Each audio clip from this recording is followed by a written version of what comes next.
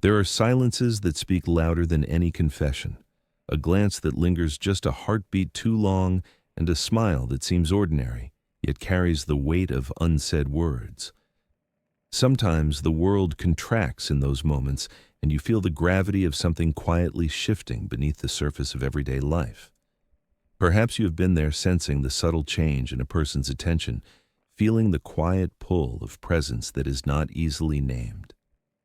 It is in these fragile, fleeting moments that human longing makes itself known, not with grand gestures or dramatic declarations, but with the small, almost invisible tremors of attention and care. There is a kind of danger here, not of overt betrayal, but of the heart's quiet awakening in the spaces left empty by routine indifference or the unnoticed voids in another's life. And it is in that quiet danger that we begin to see ourselves reflected in the lives of others in ways both illuminating and perilous. Love, desire, longing. They do not always arrive as fireworks or shouting. They seep in quietly in the pauses between words, in the soft adjustment of tone, in the small details that escape the unobservant eye. A married man once devoted to a life bound by promises and habit may suddenly begin to look at someone differently, not with conscious intent, but with an emotional hunger that has no name. He is not necessarily seeking to hurt nor plotting to betray. He is more often than not seeking to be seen, heard, and understood in a way that he no longer finds at home. And if you are the one who receives this attention, you may feel the subtle magnetism without knowing why it unsettles and excites you simultaneously. It is not scandal. It is a quiet awakening to what human loneliness can look like when mirrored through another's eyes. Carl Jung wrote that what we resist persists, and what we accept transforms. And in that acceptance lies the subtle power of understanding. Desire often blooms not from malice, but from absence, from the empty spaces where recognition, validation, and intimacy have long since faded. When routine erodes the flame of connection, when familiarity dulls the senses, the human heart may reach for resonance elsewhere, often unconsciously, often without malice, but always with consequence. A casual conversation that once felt trivial can become the only moment in a man's day when he feels truly known. A smile, a touch of humor, a pause that invites listening, these become vessels for longing carrying weight far beyond their appearance. You do not need to judge the emotion. You need only to recognize its presence and its potential to shape the lives around it, including your own. The transformation is gradual, almost imperceptible. It begins in tone, in the way his voice softens when he speaks to you, in the subtle warmth threaded through everyday words. A compliment, though casual, carries an emotional resonance that is exclusive, intimate, almost coded. You notice that it is different from the kindness he shows others, that his attention lingers, that he seems attuned to the nuances of your reactions. These small shifts are not accidental. They are the subtle choreography of desire and projection of a man seeking in you what he no longer finds at home. It is not always about attraction in the physical sense. It is about recognition, longing, the need to feel mirrored, valued, acknowledged. And in that reflection, you become more than yourself in his perception. You become the repository of his unspoken needs, a silent companion to his inner life. The danger and the beauty of this is its invisibility. It enters slowly, softly, almost imperceptibly. Messages, questions, small gestures of time and attention, all of them quietly build an emotional architecture that can be intoxicating, confusing, and profoundly human. And yet for the woman who receives this attention, the question always arises, am I merely filling a void that is not mine to fill? Am I being chosen, or am I being leaned upon? The answers are seldom clear, because the human heart is rarely straightforward, and desire rarely arrives without ambiguity. What begins as simple attentiveness may, without conscious choice, become an emotional dependency. And the first step toward clarity is awareness, seeing the signs, feeling them deeply, and knowing that not all connection is sacred simply because it feels intimate. He begins to carve fragments of himself into your presence without words. At first, it is almost imperceptible, a longer look across the room, a softening of his tone when he speaks, a subtle warmth that seems reserved just for you. You feel it before you understand it, a pull in the chest, a flicker of recognition that something is different. You notice that he shares things he once kept close, confessions tucked carefully away from everyone else's words that reveal a vulnerability unfamiliar outside the walls of his home. Perhaps he tells you about the monotony of his days, the quiet dissatisfaction he masks with routine. Or maybe he speaks of moments that used to feel alive but now pass unnoticed, dreams deferred and conversations never had. And in these small revelations, you realize that you are no longer a casual presence in his world. You have become a sanctuary, a safe place for the parts of himself that have been unseen, unheard, and unacknowledged. There is a peculiar intimacy in this. It is not a matter of touch or physical closeness, but of a presence that lingers in the mind and heart. His messages, his jokes, his stories, they all become an invisible thread connecting your lives in ways that seem innocent, yet carry the weight of longing. Each interaction builds upon the last, layering familiarity and attentiveness like quiet sediment. Over time, you find yourself waiting for his words, anticipating the subtle spark they bring into the otherwise ordinary rhythm of your day. And this is where the line between connection and entanglement begins to blur. He does not speak to you as he speaks to others. His words are careful, charged with a tenderness that is reserved, and the effect is profound. Without intending harm, he is drawing you into a sphere of emotional significance that belongs to no one but him, and now to you as well. It is in the accumulation of these moments that the danger becomes tangible.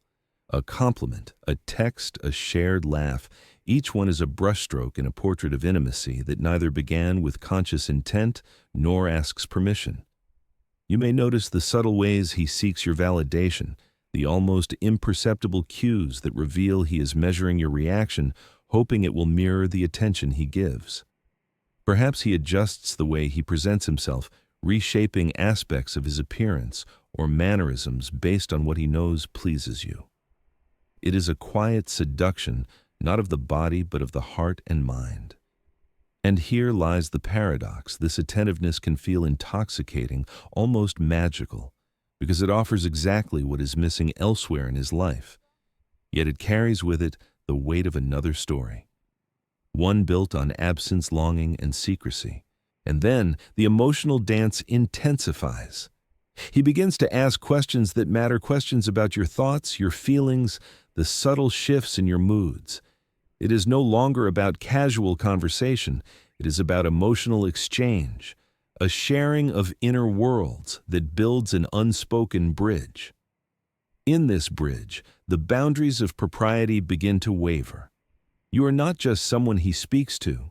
You have become the witness to his inner life, the repository of confidences that his partner may no longer receive. You feel honored, yet uneasy, sensing the quiet gravity of the role you have been given. It is a role that feels chosen, but it is not freely offered. It is handed to you in the absence of other outlets, in the spaces where emotional needs have gone unmet, and you start to notice the contradictions. The warmth and attentiveness that once felt effortless now sometimes falter. He may withdraw, suddenly grow distant, or seem unsure of the space he has allowed you to occupy in his life. These shifts are not cruelty. They are the reflection of his inner conflict, the tension between desire and obligation, longing and guilt. The emotional rhythm becomes unpredictable, and with each ebb and flow, you are left questioning not just his intentions, but your own participation in a story that is already entangled. Carl Jung wrote that until we bring the unconscious into consciousness, it directs our lives like fate. And here, in this invisible theater of attention and longing, you are witnessing that truth unfold not as an abstract theory, but as a living, breathing, heart-wrenching experience. Time begins to stretch differently around him. Small moments once unnoticed gain weight, each glance, each message, each shared laugh, creating a rhythm that subtly reshapes your perception of reality. You realize that he is present in your thoughts long after he is gone, that the memory of his voice lingers like a soft echo in your mind. It is not physical closeness that defines this bond, but a presence that has entered the inner chambers of your emotional life. He shares fragments of his day that he does not share with others, the mundane irritations, the quiet triumphs, the little victories that go unseen. And with each confession, the intimacy deepens. You are no longer just listening. You are participating in the architecture of his emotional world. In that participation lies both enchantment and peril. The gestures he makes are subtle, yet they carry intention. He finds reasons to be near you, to extend moments that might otherwise pass unnoticed. Perhaps he lingers just a moment too long when your paths cross, or offers help that seems simple yet is charged with the desire for presence. It is in these seemingly ordinary choices, the timing of a message, the prolonging of a conversation, the gentle attentiveness to detail, that his emotional investment becomes visible. He is not speaking merely to communicate. He is sculpting a space within your life, a quiet world where his emotional needs can breathe. And you feel it. You feel the gravity of this attention, the pull of being seen in ways that are rare, intimate, and dangerously potent. Yet beneath the allure of connection, there is always the undercurrent of emptiness that catalyzes it. This is not an arrival born of clarity or freedom, but of absence of needs unmet and desires displaced.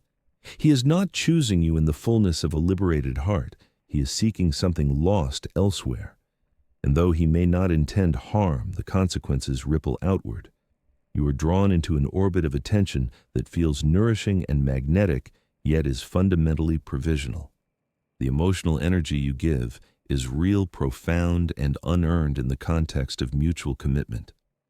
In this, there is a subtle injustice. You are invested, yet he is fragmented, divided between the life he maintains and the emotional world he is quietly building with you.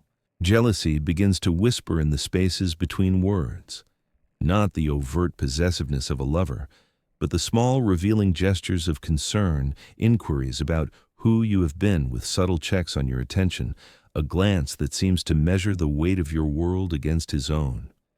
It is a quiet claim, an assertion of presence in a life he cannot fully inhabit, and it speaks volumes about the unconscious dynamics at play.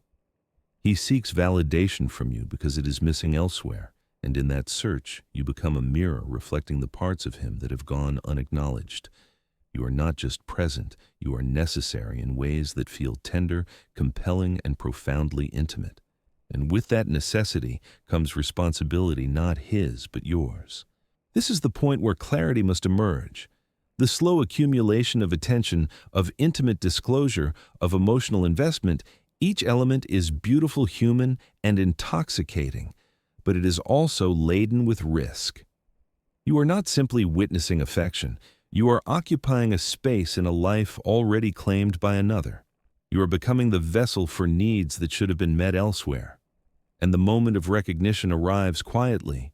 You must ask yourself whether your presence is being chosen freely or whether it exists to compensate for what is absent. You must ask whether the love you are receiving is complete or merely fragments offered from another story. Because the human heart, though endlessly resilient, is not meant to be a refuge for borrowed longing. The subtle contradictions of his attention become a rhythm you cannot ignore. One day he is tender, attentive, almost reverent in the way he communicates. The next, distant, hesitant, as if recoiling from a truth he cannot face. This push and pull is not arbitrary. It is the reflection of a man caught between desire and obligation, longing and guilt, who does not yet know how to reconcile the life he inhabits with the life he momentarily envisions with you. And in this tension, you find yourself walking a delicate line between enchantment and unease. The emotional closeness feels real, magnetic, and even sacred at times, yet it carries an invisible weight, the knowledge that this intimacy exists in borrowed time on borrowed space within a life that belongs elsewhere. You begin to notice how much of himself he invests in these moments with you, not in words alone, but in time. The hours he spends writing, calling, sharing details of his day, the laughter, the jokes, the memes, these are small acts of devotion, gestures of priority. And you feel the quiet pull of importance, the intoxicating knowledge that in a fragmented world, you are the center of someone's focus. But time, when divided from integrity, carries its own subtle cruelty. Each minute given in secrecy, each message sent in stolen hours accumulates into an emotional ledger you did not ask to balance. His attention becomes addictive, not because it is malicious, but because it awakens in you the longing to be fully seen, fully known, and fully valued, longings that are profoundly human and therefore vulnerable to misuse. And yet the heart does not distinguish easily between fullness and absence.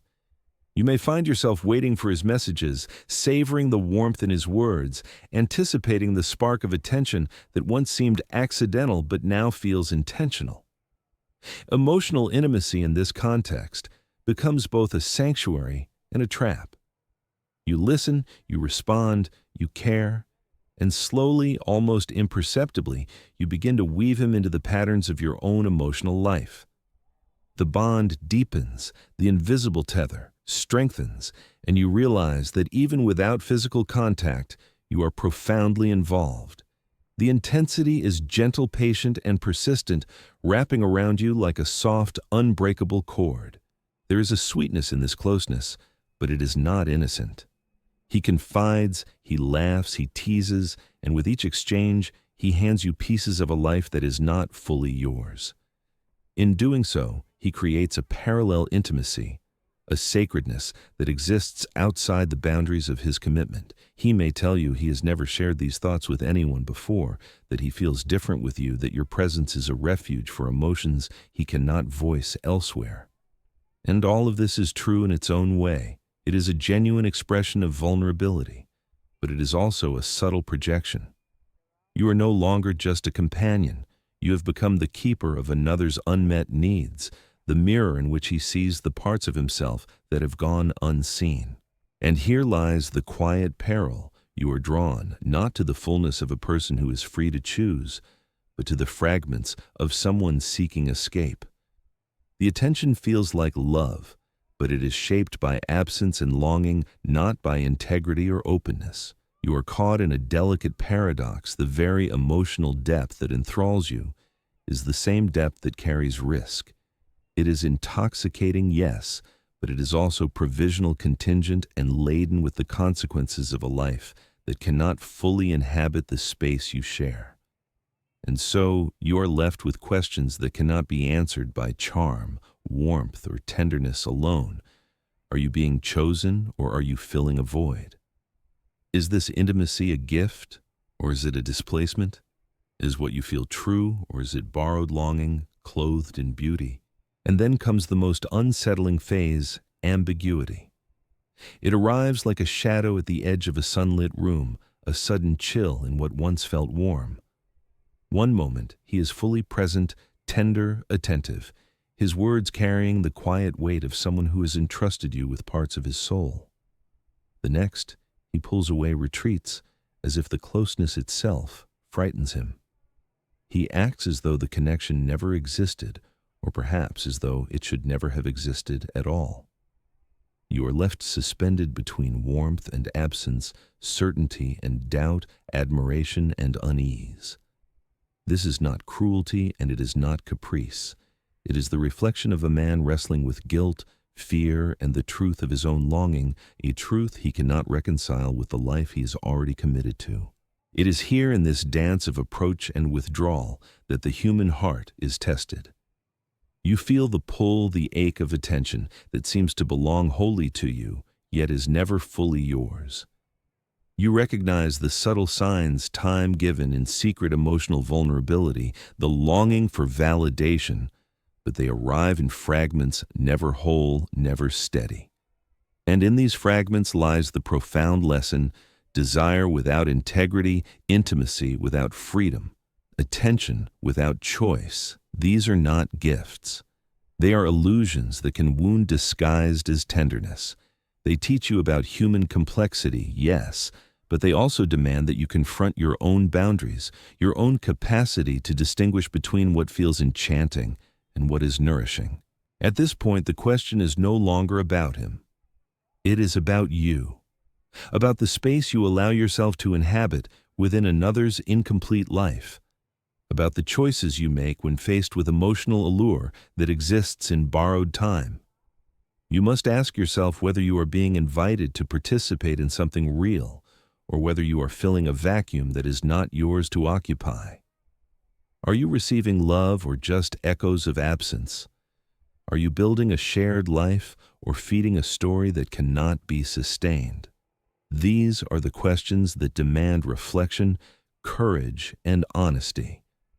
Because the true measure of intimacy is not how much you are seen, but whether that visibility is given freely, with integrity, without compromise to truth. There is a quiet power in seeing these dynamics clearly. To recognize the signals to honor your own emotional integrity, to choose your own path, this is not judgment, and it is not shame. It is self-preservation, self-respect, and the cultivation of a love that is whole rather than fragmentary. You learn that attention is not always love, that desire can exist without commitment, and that the human heart, though resilient, deserves truth. You begin to understand that to be chosen in fullness is not about charm or words or stolen moments, but about being valued without division, without compromise, without the shadow of someone else's emptiness. And in this realization, a transformation occurs. You are no longer a passive participant in another's unhealed longing. You begin to inhabit your own emotional life with clarity. You see that the beauty of connection lies not in the intensity of borrowed attention, but in the freedom to be fully present with someone who is equally unencumbered.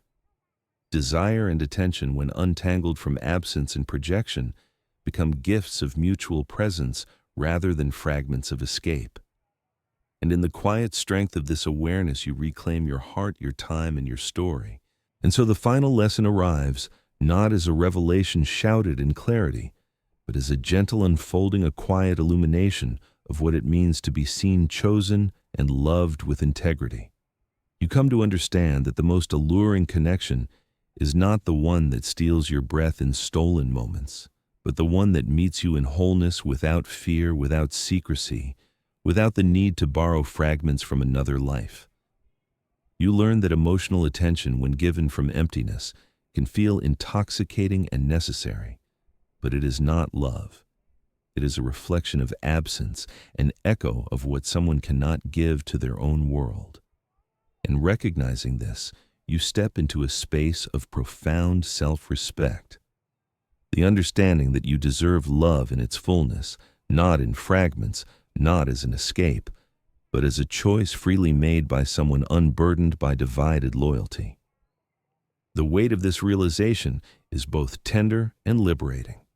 You recognize the subtle magic in human connection, the beauty in the capacity to feel deeply, to resonate with another's inner life. And yet you also recognize its fragility, its potential to wound when misaligned with truth. There is power in awareness, in the ability to perceive the difference between genuine intimacy and borrowed attention.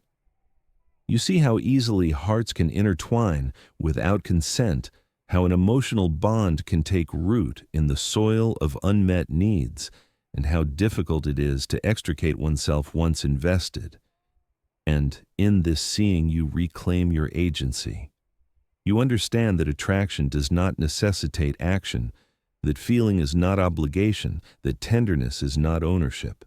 You choose instead to honor your own story, to preserve your own emotional integrity, to remain whole even when confronted with a connection that feels urgent, compelling, and inexplicably beautiful. It is here in this awareness that you begin to perceive the subtleties of human longing with clarity. You recognize that a man who reshapes his words, his time, his attention around you, is doing more than speaking. He is projecting desires and unmet needs, seeking in you what has been lost elsewhere. You see the tenderness and the danger intertwined, the sweetness and the peril inextricably linked. And in seeing it, you are gifted a rare choice to participate knowingly, to step back with grace, or to hold firm in the knowledge that your heart is not meant to fill voids that belong to another. This discernment is the crucible of emotional maturity, the quiet power of conscious love. And then at last, a final clarity emerges. Love in its truest form is never fragmented, never borrowed, never hidden. It does not rely on secrecy-stolen moments or the absence of another's presence. It arrives whole, free, and unburdened, asking for nothing but mutual recognition and shared integrity. You understand that the true measure of connection is not intensity alone, but honesty, availability, and the freedom to choose one another without shadows, without guilt, without compromise to what is sacred.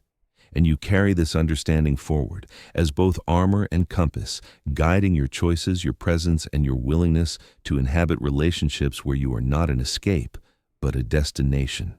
In the quiet reflection of this truth, you realize that you have been gifted more than a lesson. In human longing, you have been shown the value of your own heart. You have learned to distinguish between desire that illuminates and desire that wounds, between attention that nurtures and attention that exploits, between intimacy that grows and intimacy that borrows. And in that understanding, a profound freedom emerges, the freedom to seek love that arrives whole, the courage to step away from what is borrowed, and the wisdom to hold your own heart with reverence, even when the world tempts you otherwise. If this reflection resonated with you, take a moment to honor it. Like, share, subscribe, and comment your own experiences below. Every insight, every story, every voice helps us navigate the complexities of the heart together. Love, fully choose consciously, and honor the sanctity of your own soul.